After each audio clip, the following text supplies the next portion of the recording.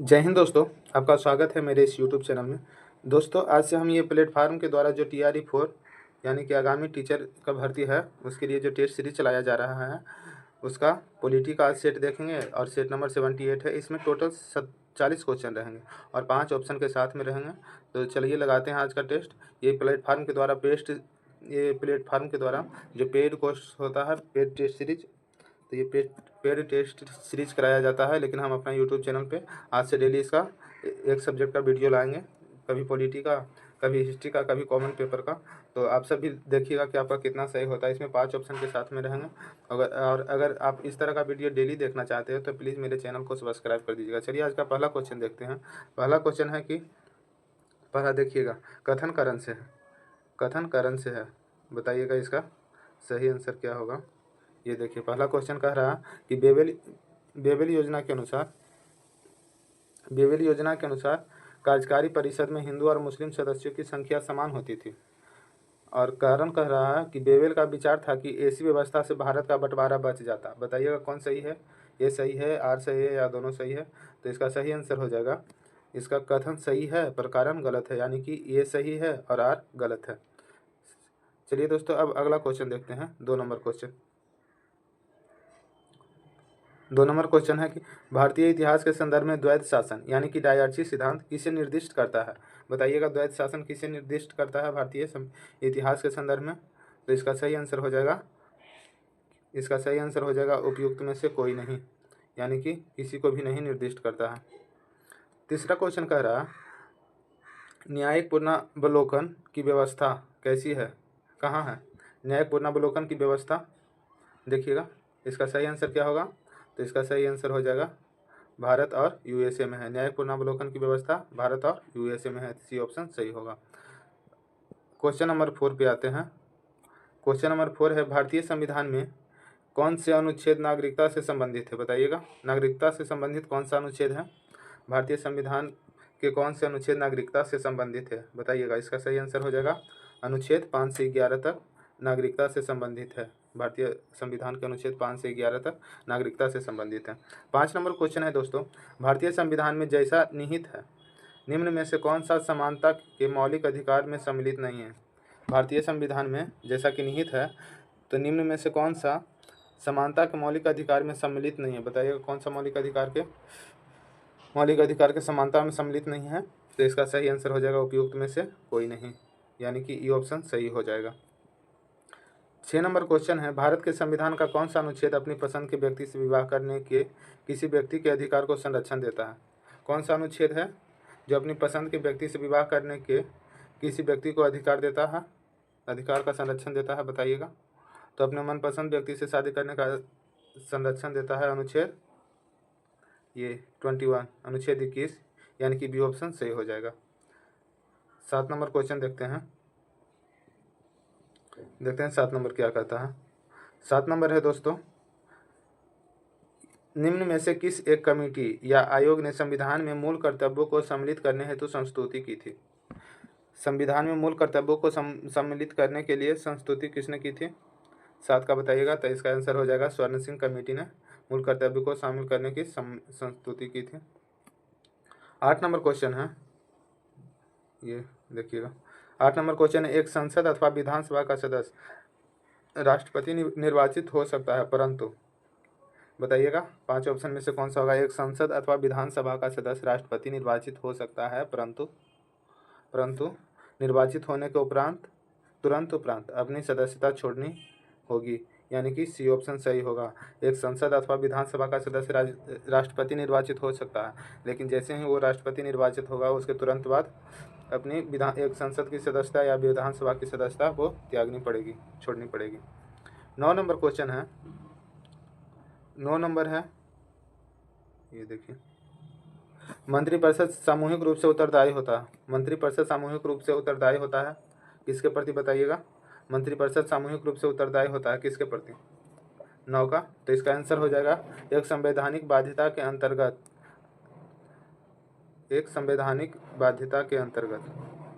9 का लोकसभा के प्रति भी उत्तरदायी होता है, एक संवैधानिक बाध्यता के अंतर्गत भी होता है, और अनुच्छेद 75 के 3 के अनुसार ये भी सही है,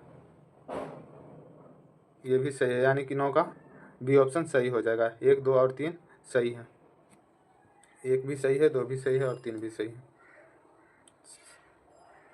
आगे क्वेश्चन देखते हैं 10 नंबर। निम्नलिखित में से कौन भारत का प्रधानमंत्री बनने से पूर्व किसी राज्य के मुख्यमंत्री नहीं रहे थे? ये कौन है? ऑप्शन में दिया गया है, इन ऑप्शन में कौन है जो प्रधानमंत्री बनने से पूर्व किसी राज्य के मुख्यमंत्री नहीं रहे थे? पहले मुख्यमंत्री नहीं थे, डायरेक्ट प्रधानमंत्री बने थे, कौन है? तो इसका सही आंसर हो जाएगा चंद्रशेखर। ये डायरेक्ट प्रधानमंत्री बने हो, इससे पहले मुख्यमंत्री नहीं थे, जबकि मोरारजी देसाई मुख्यमंत्री थे और चौधरी चरण सिंह उत्तर प्रदेश के मुख्यमंत्री रह चुके थे, उसके बाद प्रधानमंत्री के पद पे आए थे। 11 नंबर क्वेश्चन है, लोकसभा चुनाव का कोई प्रत्याशी अपना जमानत खो देता है यदि उसे प्राप्त न हो सके। कितना वैध मतों का नहीं प्राप्त होता है तो वो जमानत अपना खो देता है? तो इसका सही आंसर हो जाएगा वैध मतों का 1/6। अगर प्राप्त नहीं करता है तो अपना जमानत राशि खो देता है। हमारे संविधान के अनुसार राज्यसभा का कार्यकाल बताइएगा, 12 का ऑप्शन क्या होगा? हमारे संविधान के अनुसार राज्यसभा का कार्यकाल समाप्त होने का विषय नहीं है, इसीलिए राज्यसभा को अस्थायी सदन कहा जाता है, जबकि लोकसभा को अस्थायी सदन कहा जाता है। इसका राज्यसभा का कार्यकाल कभी भी समाप्त नहीं होता है, लेकिन इसके सदस्य प्रत्येक 2 वर्ष पे 1/3 सदस्य ये सेवानिवृत्त होते हैं। 13 नंबर क्वेश्चन है, भारत के संसद की लोक लेखा समिति के अध्यक्ष की नियुक्ति की जाती है, किसके द्वारा की जाती है? भारत के संसद की लोक लेखा समिति के अध्यक्ष की नियुक्ति किसके द्वारा की जाती है बताइएगा? तो ये 13 का हो जाएगा, लोकसभा के अध्यक्ष के द्वारा लोक लेखा समिति के अध्यक्ष की नियुक्ति लोकसभा के अध्यक्ष के द्वारा किया जाता है। ऑप्शन सी सही हो जाएगा। 14 नंबर क्वेश्चन है, ये राज्यसभा किसी धन विधेयक में भारभूत संशोधन करती है तो तत्पश्चात क्या होगा? राज्यसभा किसी धन विधेयक में सारभूत संशोधन करती है तो तत्पश्चात क्या होगा बताइएगा? 14 का क्या होगा आंसर? तो इसका आंसर हो जाएगा ये, तत्पश्चात लोकसभा राज्यसभा इस अनुशंसा को स्वीकार करे या अस्वीकार करे इस विधेयक पर आगे कार्रवाई कर सकती है। यानी कि राज्यसभा किसी धन विधेयक में सारभूत संशोधन करती है, तत्पश्चात लोकसभा राज्यसभा की अनुशंसा को स्वीकार करे या नहीं करे, इसे कोई मतलब नहीं है, इस विधेयक पर आगे कार्रवाई कर सकती है। ये ऑप्शन सही हो जाएगा। 15 नंबर क्वेश्चन है, नीचे 2 वक्तव्य दिए गए हैं, एक को कथन ए एवं दूसरे को कथन आर का नाम दिया गया है। कथन और करण से संबंधित क्वेश्चन है, बताइएगा कौन सा सही होगा? पहला है, राष्ट्रपति और राज्यपालों पर उनके किसी भी कार्य के लिए न्यायालय में मुकदमा नहीं चलाया जा सकता है। दूसरा कारण इसका बता रहा है कि राष्ट्रपति पर महाभियोग चलाया जा सकता है और राज्यपाल को असंवैधानिक कृत्यों के कारण पदच्युत किया जा सकता है। बताइएगा 15 का कौन सा ऑप्शन सही होगा? ये देखिए, बताइएगा कौन सा ऑप्शन सही होगा? तो इसका ए तथा आर दोनों सही है, ए तथा आर दोनों सही है, किंतु आर एक ही सही व्याख्या नहीं करता है। ये भी सही है, ये भी सही है, लेकिन दोनों एक दूसरे को कोरिलेट नहीं करता। 16 नंबर क्वेश्चन है, भारत के किसी राज्य में विधान परिषद का सृजन अथवा उसकी समाप्ति की जा सकती है, किसके द्वारा की जा सकती है? भारत के किसी राज्य में विधान परिषद का सृजन अथवा उसकी समाप्ति। तो इसका सही आंसर हो जाएगा, राज्य विधानसभा के तत्संबंधी संकल्प पारित करने पर संसद द्वारा उसका सृजन और समाप्ति किया जा सकता है। 17 नंबर क्वेश्चन है, 17 नंबर क्वेश्चन देखते हैं। देखिए, धन विधेयक के अतिरिक्त एक विधेयक जो विधानसभा ने प्रथम बार पारित कर दिया हो विधान परिषद में कितने माह तक पड़ा रह सकता है? धन विधेयक के अतिरिक्त एक विधेयक जो विधान परिषद ने प्रथम बार पारित कर दिया हो विधान परिषद में कितने माह तक पड़ा रह सकता है? 17 का ऑप्शन क्या होगा? तो 3 माह से अधिक तक नहीं पड़ा रह सकता है, सी ऑप्शन सही हो जाएगा। 18 नंबर क्वेश्चन देखते हैं। ये देखिए 18 नंबर, निम्नलिखित क्षेत्रों में से किस एक में राज्य सरकार का स्थानीय इकाइयों यानी कि लोकल बॉडीज पर नियंत्रण नहीं होता है? निम्नलिखित क्षेत्रों में से किस एक में राज्य सरकार का स्थानीय इकाइयों यानी कि लोकल बॉडीज पर नियंत्रण नहीं होता है? तो इसका सही आंसर हो जाएगा, नागरिकों की शिकायतों पर स्थानीय इकाइयों का नियंत्रण नहीं होता, बाकी सभी पर नियंत्रण होता है। 19 नंबर क्वेश्चन है, प्रथम पंचायती राज व्यवस्था का उद्घाटन पंडित जवाहरलाल नेहरू द्वारा 2 अक्टूबर 1959 को किया गया था। कहाँ किया गया था? पहली बार पंचायती राज व्यवस्था कहाँ लागू हुआ था? तो इसका सही आंसर हो जाएगा, ये राजस्थान के नागौर में लागू हुआ था और उसके कुछ ही दिन बाद आंध्र प्रदेश में भी लागू हुआ था। निम्नलिखित प्रस्तावों में से किसका संदर्भित संबंध संघीय बजट से है। किस प्रस्ताव का संदर्भित संबंध संघीय बजट से है? तो 20 का ऑप्शन हो जाएगा, 20 का हो जाएगा कटौती प्रस्ताव का संबंध संघीय बजट से है। 21 नंबर क्वेश्चन कहता है उच्चतम न्यायालय के न्यायाधीशों का वेतन निर्धारित किया जाता है। कैसे किया जाता है उच्चतम न्यायालय का न्यायाधीश का वेतन निर्धारित? तो इसका सही आंसर हो जाएगा संसद द्वारा सुप्रीम कोर्ट का न्यायाधीश का वेतन निर्धारित किया जाता है। 22 का है भारत में न्यायिक सक्रियता संबंधित है। किससे संबंधित है न्यायिक सक्रियता भारत में? 22 का बताइएगा। तो इसका हो जाएगा जनहित याचिका से न्यायिक सक्रियता संबंधित है। 23 नंबर क्वेश्चन है निम्नलिखित में से कौन पंचायतों की संरचना के बाबत उपबंध करने को अधिकृत है? निम्नलिखित में से कौन पंचायतों की संरचना के बाबत उपबंध करने को अधिकृत है? 23 का, तो 23 का हो जाएगा राज्य का विधानमंडल, बी ऑप्शन सही हो जाएगा। 24 बताइएगा भारत में चलित न्यायालय यानी कि मोबाइल कोर्ट, इसका मानस पुत्र कौन है? मानस पुत्र किसने मोबाइल कोर्ट यानी कि चलित मोबाइल का स्टार्ट किया था? चलित न्यायालय का मोबाइल कोर्ट यानी कि चलित न्यायालय का किसने स्टार्ट करवाया था? 24 का क्या आंसर होगा? तो इसका हो जाएगा डॉक्टर APJ अब्दुल कलाम इसके मानस पुत्र हैं। 24 नंबर का सी ऑप्शन होगा। अगला है विधायी शक्तियों का केंद्र तथा राज्यों के मध्य वितरण संविधान के निम्नलिखित अनुसूचियों में से किस एक में है? बताइएगा किसमें केंद्र और राज्य के बीच शक्तियों का बंटवारा का ये प्रावधान दिया गया है?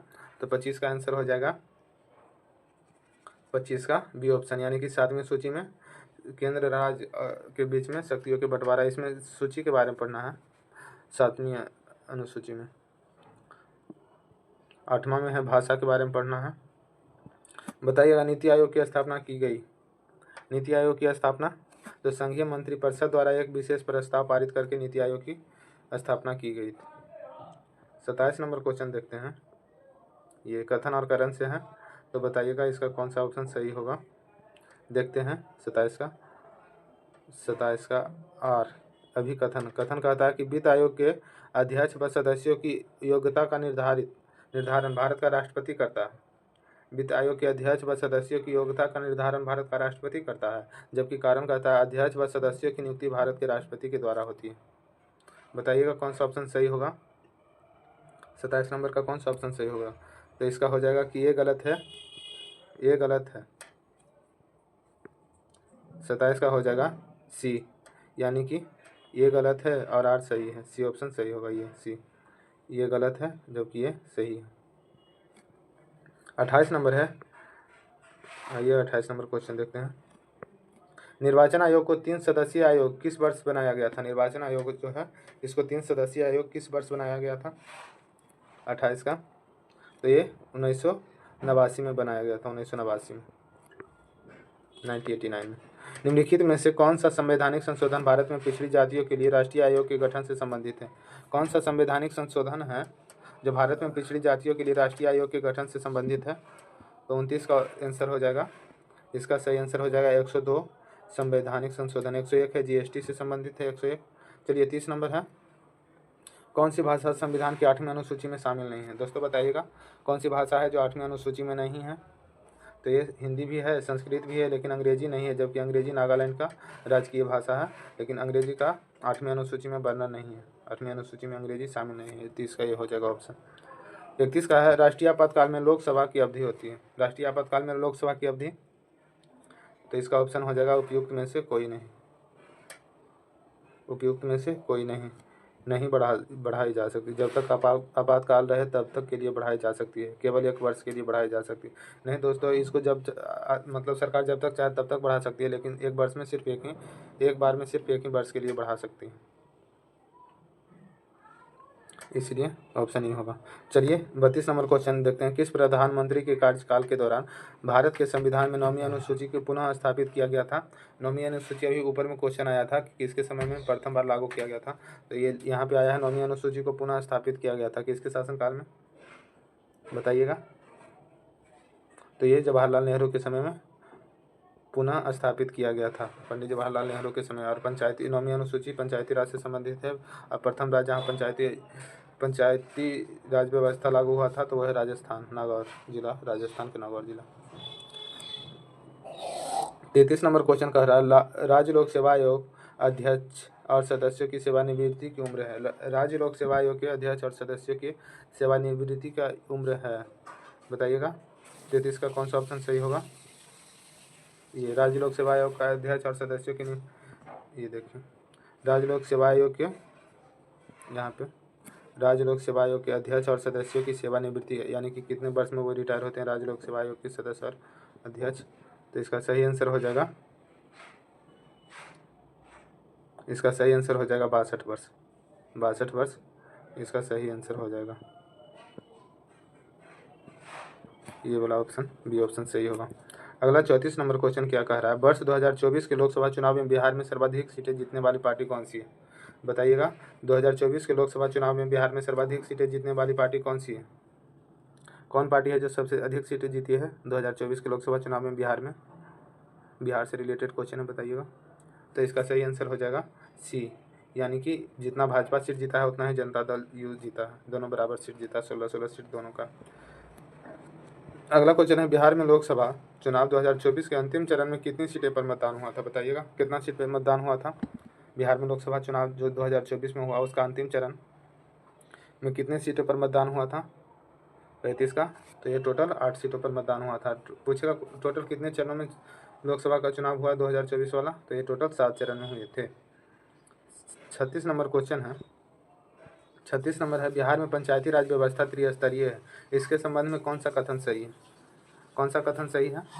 तो सबसे निचले स्तर पर ग्राम पंचायत का गठन किया जाएगा जो गांव के स्तर की होगी, ये भी सही है। मध्य स्तर पर पंचायत समिति होगी जिसका गठन प्रखंड स्तर पर होगा, ये भी सही है। सबसे उच्च स्तर पर या तृतीय स्तर पर जिला परिषद का गठन किया जाएगा, ये भी सही है, यानी कि डी ऑप्शन हो जाएगा सही। इनमें से एक से अधिक सही है। 37 नंबर क्वेश्चन है, समकालीन विश्व के लिए निम्नलिखित में से कौन सा कथन सही है? समकालीन विश्व के लिए निम्नलिखित में से कौन सा कथन सही है? 37 नंबर बताइएगा। तो 37 का हो जाएगा बी, यानी कि विभिन्न देशों का पारस्परिक संबंध पहले की अपेक्षा अधिक लोकतांत्रिक होती जा रही है। समकालीन विश्व के लिए कौन सा कथन सही है पूछ रहा था, तो ये वाला बी ऑप्शन सही हो जाएगा, 37 का बी। अब 38 नंबर क्वेश्चन देखते हैं, लोकतंत्र में किसी समस्या के समाधान में किसकी भूमिका अधिक महत्वपूर्ण होती है? बताइए, अधिक महत्वपूर्ण किसकी भूमिका होती है? तो ये विपक्षी दल का भी होता है, मीडिया का भी होता है और सत्तारूढ़ पार्टी का होता है, सबका भूमिका महत्वपूर्ण होता है, इसलिए इसका ऑप्शन हो जाएगा डी, इनमें से एक से अधिक। 39 नंबर क्वेश्चन है, रंगभेद की नीति के विरुद्ध आवाज़ उठाने वाले कौन थे? रंगभेद की नीति के विरुद्ध आवाज़ उठाने वाले व्यक्ति कौन थे? बताइएगा ऑप्शन में से। तो इसका ऑप्शन हो जाएगा मार्टिन लूथर किंग थे, जो रंगभेद यानी कि वर्ण व्यवस्था से रंगभेद के अगेंस्ट में आवाज़ उठाए थे। रंगभेद, गोरा काला ये सब होता भेदभाव। स्विट्जरलैंड में महिलाओं को मताधिकार कब प्राप्त हुआ? बताइएगा, स्विट्जरलैंड में जो महिलाओं को वोट देने का अधिकार प्राप्त हुआ है वो कब प्राप्त हुआ है? तो इसका आंसर हो जाएगा 1971 में प्राप्त हुआ है, यानी कि ऑप्शन सी सही हो जाएगा। दोस्तों, वीडियो कैसा लगा होगा बताइएगा ज़रूर, और आज से हम अपने इस यूट्यूब चैनल पर डेली एक वीडियो अपलोड करेंगे जो कि आपको एग्ज़ाम के लिए आप यहाँ पे टेस्ट लगा सकते हैं और देख सकते हैं कि आपको कितना नंबर आ सकता है और कैसा तैयारी है। और अच्छा लगा होगा तो प्लीज़ मेरे चैनल को सब्सक्राइब कर दीजिएगा। धन्यवाद, और वीडियो को भी लाइक कर दीजिएगा।